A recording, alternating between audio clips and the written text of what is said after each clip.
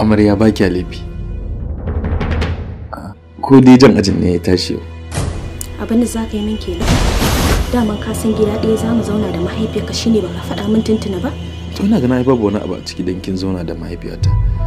Ban ce akwai wani abin daga hankali a wurin nan ba. Ke kanki zaki samu sauki a wurin wasu al'amuranki. Dakata min malam. Ba na son wannan surutun. Idan kai baka ga abin ta da hankali ba ni na gani. Kai baka san zama da sarakan nan ba daɗi? The best and most beautiful things in the world cannot be seen or even touched. They must be felt with the heart. Ka je kawai ka kama faɗa Anwar a makaranta? Ba za ka duba maraicinka ba Anwar?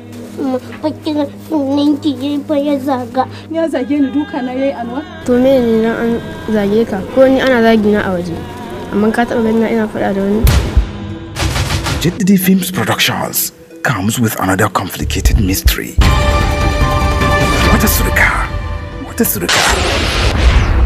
Na yi da sanin aurenki a rayuwa sai yanzu na gano cewa yarwa na aura. Au, daman can baka san yarwa ka aura ba? Mu je.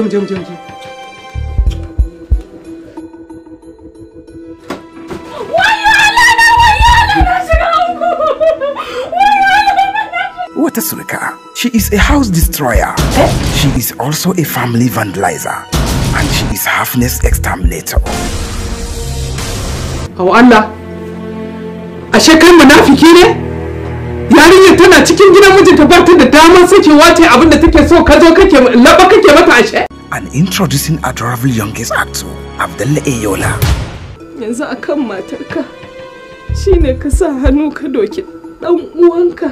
Amma gaskiya abubuwan da kuke a cikin gidan nan kamar fa ba kwa kyauta. Kawai ki tsaya inda kike ita ma ki batta ta rayu. Ubangiji na. It's a story of a family that end up in agony and misery. Yawa san muke dai. Ba shakka haka nake so. Wai ni nake auren ki ko kuma mahaifiyarki? Ke ne ita da baki ne mutanen banza ne wallahi. Kaka ƙara cewa mahaifiyata mutumiyar banza. Ga mutumiyar banza can a ɗaki. Mara lissafi wacce bata san me take yi ba ka gane ko?